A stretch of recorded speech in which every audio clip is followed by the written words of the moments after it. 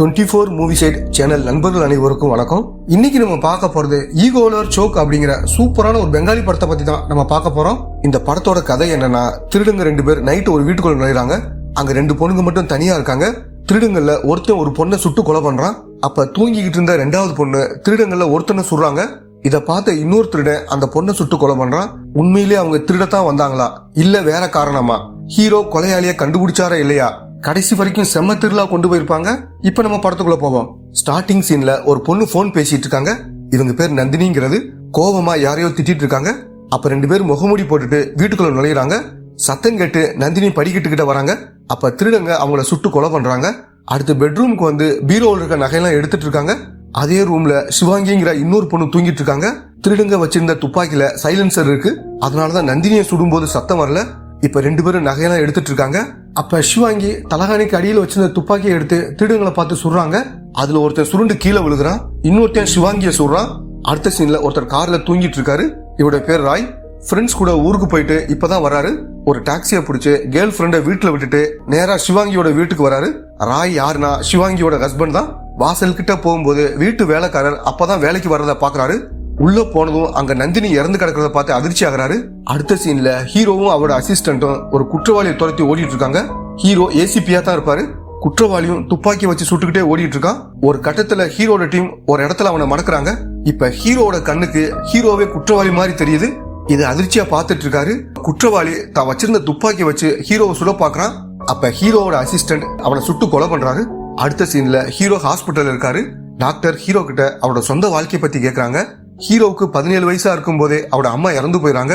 இன்னும் கல்யாணம் ஆகல. போலீஸ் வேலை தான் எல்லாமே அவருக்கு. ரெஸ்டே இல்லாம வேலை பார்த்துட்டு இருக்காரு. அதனால கூட இப்படி ஒரு பாதிப்பு வர வாய்ப்பு இருக்கு. நீங்க நல்லா ரெஸ்ட் எடுக்கணும், ஜாலியா டூர் போயிட்டு வாங்க. அதிகமா வேலை பார்த்தா இந்த பாதிப்பு இன்னும் அதிகமாகும் சொல்றாங்க. இப்ப ஹீரோவோட அசிஸ்டன்ட்டுக்கு ஒரு எஸ்ஐ கால் பண்ணி ஹீரோவை மீட் பண்ணணும்னு சொல்றாரு. அடுத்த சீன்ல எஸ்ஐ ஹீரோ கிட்ட நந்தினியோட கேஸ பத்தி சொல்றாரு. இன்ஸ்பெக்டர் கூட இந்த எஸ்ஐயும் அங்க போயிருப்பாரு. ராய் அங்க வந்தப்ப நந்தினி இறந்து போயிருப்பாங்க. ஆனா சிவாங்கி இறக்கல. அதனால அவங்கள ஹாஸ்பிட்டல்ல அட்மிட் பண்ணிருப்பாங்க. திருட வந்தவங்க நந்தினியை கொண்டுட்டு நகையை எடுத்திருக்காங்க. அப்ப சிவாங்கி முழிச்சதுனால அவங்களையும் சுட்டிருக்காங்க. திருட வந்தவங்களோட கைரகை கிடைச்சிருக்குன்னு எஸ்ஐ சொல்றாரு. அதோட இன்ஸ்பெக்டர் இந்த கேஸ சரியா விசாரிக்கலன்னு சொல்றாரு. எப்படின்னா இன்ஸ்பெக்டர் பேசிக்கிட்டே சிவாங்கியோட துப்பாக்கியை தொட்டு பார்த்திருப்பாரு. அதே மாதிரி சிவாங்கி வச்சிருந்த வாட்டர் பாட்டில் எடுத்து தண்ணி குடிச்சிருப்பாரு. போற வழியில நந்தினி இறந்து கிடப்பாங்க. அவங்கள காலால தள்ளி விட்டு போயிருப்பாரு. ஃபாரன்சிக் டிபார்ட்மெண்ட்டுக்கு இன்னும் தகவல் சொல்லல. இன்ஸ்பெக்டர் விசாரணையே சரியா பண்ணல. அதே மாதிரி ராயோட நடவடிக்கையும் சரியில்லைன்னு ஹீரோ கிட்ட சொல்றாரு. அடுத்த சீன்ல ஹீரோ ராயோட வீட்டுக்கு வந்து விசாரிக்கிறாரு. நடந்த எல்லா விஷயத்தையும் ஏற்கனவே போலீஸ் கிட்ட சொல்லிட்டேன்னு ராயும் சொல்றாரு. பரவாயில்ல, மறுபடியும் ஒரு தடவை சொல்லுங்கன்னு ஹீரோ சொல்றாரு. முதல்ல நந்தினி கிட்ட போய் பாக்குறாரு.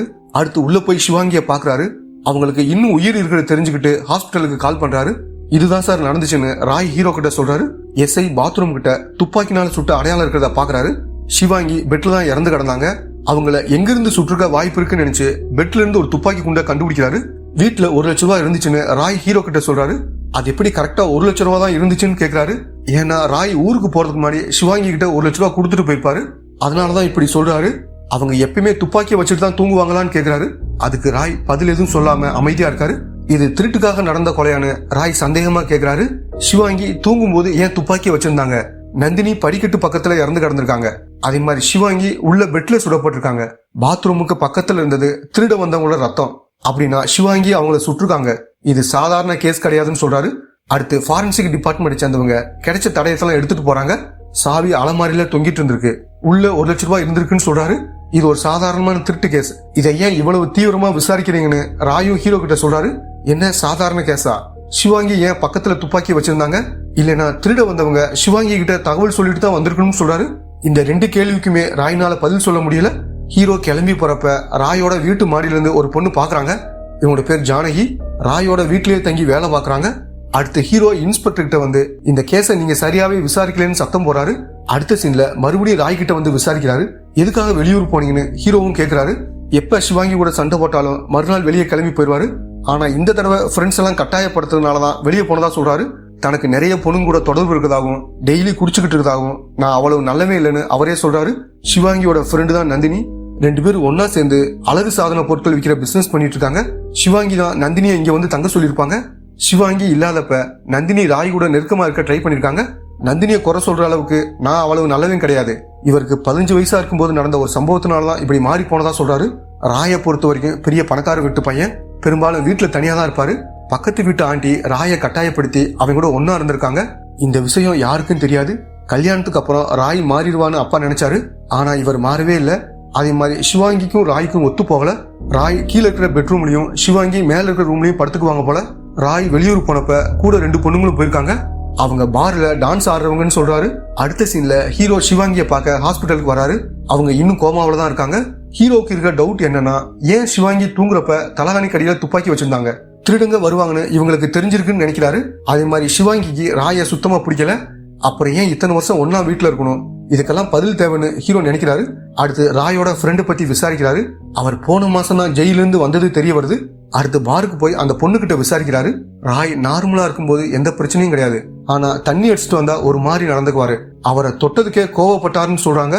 நைட்டு 1 மணிக்கு அவருக்கு கால் வந்திருக்கு. யார் பேசுனாங்கன்னு இந்த பொண்ணுக்கு தெரியல. ராய் கோவமா பேசிட்டு போனை வச்சதா சொல்றாங்க. அதே மாதிரி சிவாங்கி ராய் கிட்ட டைவர்ஸ் கேட்டதாகவும் நஷ்டஈடா 1.5 கோடி ரூபாய் கேட்டதாகவும் இவங்க சொல்றாங்க. அடுத்து ஹீரோ ராய் சொன்ன விஷயங்களை டாக்டர் கிட்ட சொல்லி ராயோட மனநிலையை பத்தி கேட்கிறாரு. ராய் சின்ன வயசுல ஒரு பொண்ணால பாதிக்கப்பட்டிருக்காரு. அதுல இருந்து வெளியே வரணும்னு நினைச்சுதான் உங்ககிட்ட எல்லா உண்மையும் சொல்லியிருக்காரு. கரெக்டான ட்ரீட்மெண்ட் எடுத்துக்கிட்டா கண்டிப்பா அதுல இருந்து வெளியே வர முடியும்னு டாக்டர் சொல்றாங்க. நேத்து நைட்டு 1:30 மணிக்கு ராய் கிட்ட பேசுனது வேற யாரும் இல்ல, நந்தினி தான். சிவாங்கிய கொல்றதுக்கு ராய் தான் ஆளை அனுப்பிச்சிருக்காருன்னு ஹீரோ சந்தேகப்படுறாரு. அதே மாதிரி ராய்க்கும் நந்தினிக்கும் தொடர்பு இருக்கு. திருடங்க உள்ள வந்தப்ப எதேச்சியா நந்தினியை பார்த்துட்டு மாட்டிக்கு போறேன்னு நினைச்சு அவங்கள சுட்டிருக்காங்க. அதுக்கப்புறம் சிவாங்கிய கொலை பண்ணிருக்கலாம்னு சொல்றாரு. இப்ப அசிஸ்டன்ட்டும் என்ன சொல்றாருன்னா, திருடங்க வருவாங்கன்னு நினைச்சுதான் அவங்க துப்பாக்கி வச்சிருக்காங்க. அப்படின்னா இந்த இடத்துல நீங்க சொல்ற கான்செப்ட் மேட்ச் ஆகலன்னு சொல்றாரு. சிவாங்கி ராய் கிட்ட டைவர்ஸ் கேட்டிருக்காங்க. அதோட 1.5 கோடி ரூபாய் நஷ்டீடும் கேட்டிருக்காங்க. சிவாங்கி இறந்துட்டா டைவர்ஸும் கொடுக்க தேவையில்லை, பணமும் கொடுக்க தேவையில்லை. கண்டிப்பா ராய் தான் சிவாங்கிய கொல்ல ஆளை அனுப்பிச்சிருக்கணும்னு சொல்றாரு. அன்னைக்கு நைட்டு நந்தினி ராய்க்கு கால் பண்ணிருக்கா. நந்தினியோட ரூமை செக் பண்ணணும்னு சொல்றாரு. போலீஸ் வீட்டுல இருந்து நந்தினியோட திங்ஸ் கொஞ்சம் எடுத்துட்டு வந்திருப்பாங்க. அதுல நந்தினி ராய்க்கு அனுப்பின மெயிலோட பிரிண்ட் அவுட் இருக்கு. இப்ப ஹீரோ அதை படிக்கிறாரு. நந்தினி ராய் மேல பரிதாபப்பட்டிருக்காங்க. சிவாங்கி வீட்டுல இல்லாதப்ப போதையில வந்த ராய்க்கு ஹெல்ப் பண்ணிருக்காங்க. ராய்க்காக எதையும் பண்ண ரெடியா இருக்கிறதா சொல்லியிருக்காங்க. இன்னொரு மெயில ராய பத்தின முக்கியமான சீக்ரெட் எனக்கு தெரியும்னு சொல்லியிருக்காங்க. அதை தெரிஞ்சுக்கணும்னா நான் கேட்கறத தரணும்னு சொல்லியிருக்காங்க. அப்படின்னா நந்தினி ராய பிளாக்மெயில் பண்ணிருக்காங்கன்னு ஹீரோ நினைக்கிறாரு. சிவாங்கி வீட்டுல இருக்கிறதுனால நந்தினியால ராய் கிட்ட பேச முடியல. அதனாலதான் மெயில் அனுப்பிச்சிருக்காங்க. அடுத்த சீன்ல ஹீரோ ராய் கிட்ட அந்த மெயில பத்தி கேட்கிறாரு. ஆனா இவருக்கு அந்த மெயில பத்தி எதுவும் தெரியல. ஏன்னா ரொம்ப நாளா மெயில செக் பண்ணவே இல்லைன்னு சொல்றாரு. அன்னைக்கு நைட்டு 1 மணிக்கு நந்தினி ராய்க்கு கால் பண்ணி பேசினப்ப அவரை பத்தின ஒரு சீக்ரெட் தெரியும்னு சொல்லியிருக்காங்க. ஆனா ராய் இதை பெருசா கண்டுக்கல. அந்த சீக்ரெட் என்னவா இருக்கும்னு ஹீரோவும் யோசிக்கிறாரு. ஹீரோ ராயோட லேப்டாப்பை எடுத்துட்டு வர சொல்றாரு. ராயோட மெயில் பாக்ஸ்ல நந்தினியோட இமெயில்ஸ் எதுவும் இல்ல. ஆனா ராய் இது வரைக்கும் மெயில செக் பண்ணவே இல்ல.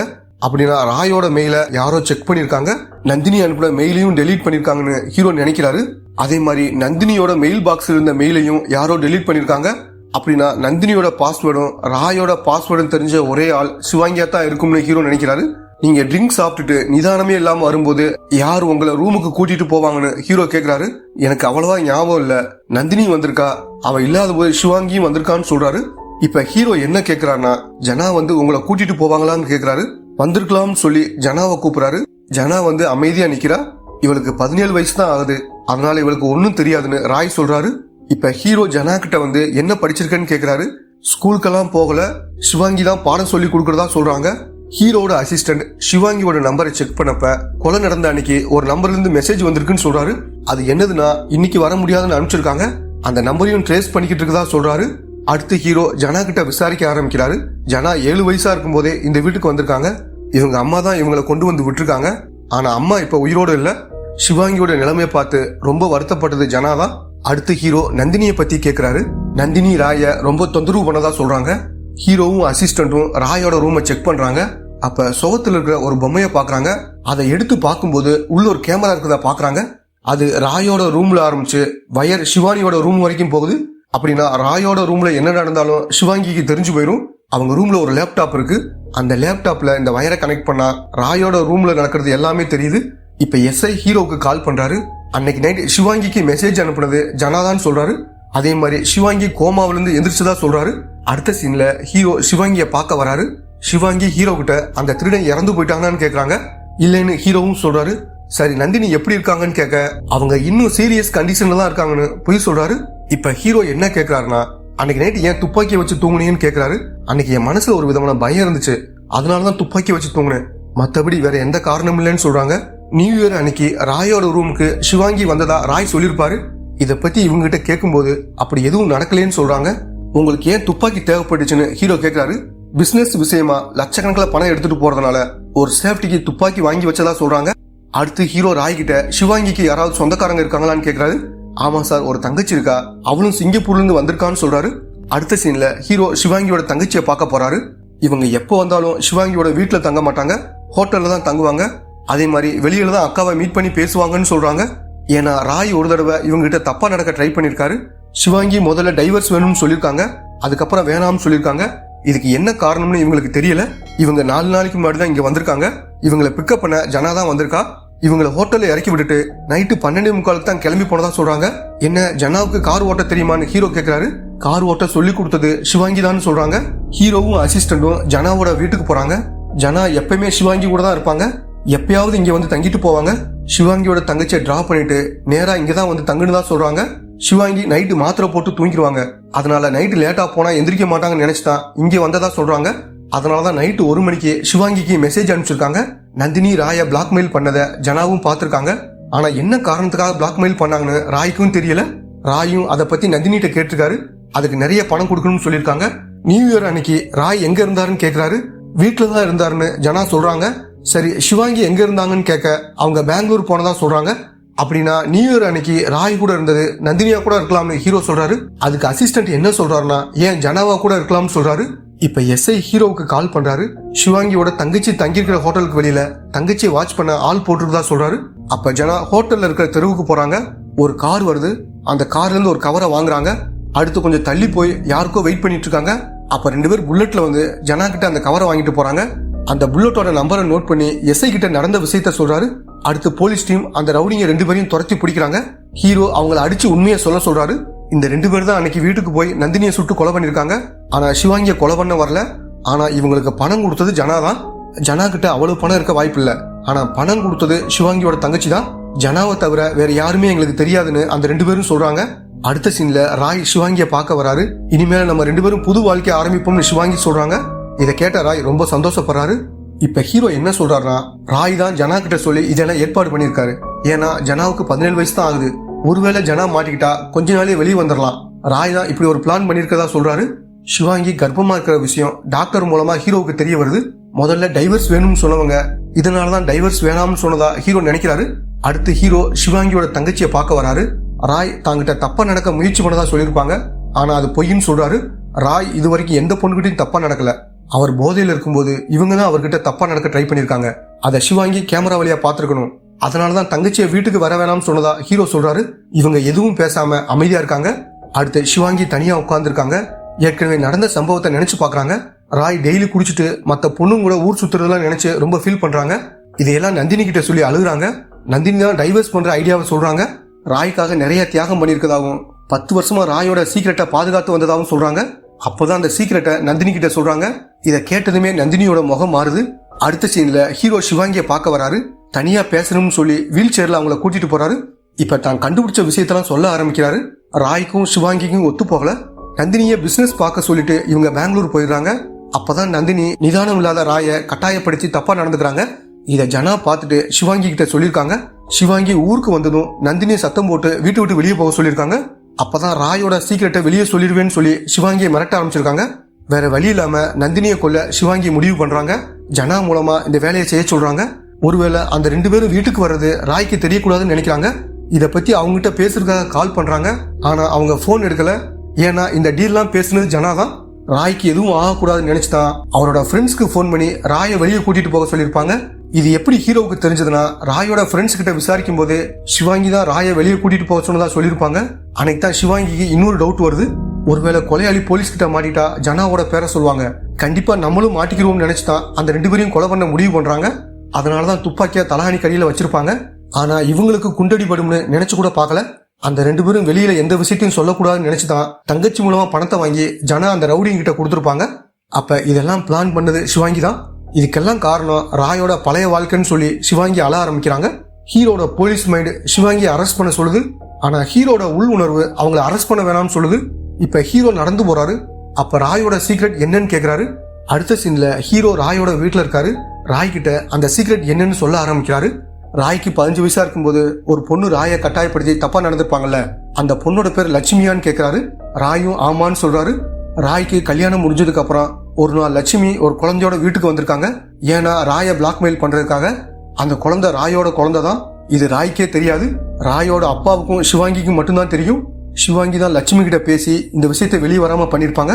இப்ப ஹீரோ அந்த சீக்கிரட்டை சொல்ல ஆரம்பிக்கிறாரு. ராயோட குழந்தை வேற யாரும் இல்ல, ஜனாதான் சொல்றாரு.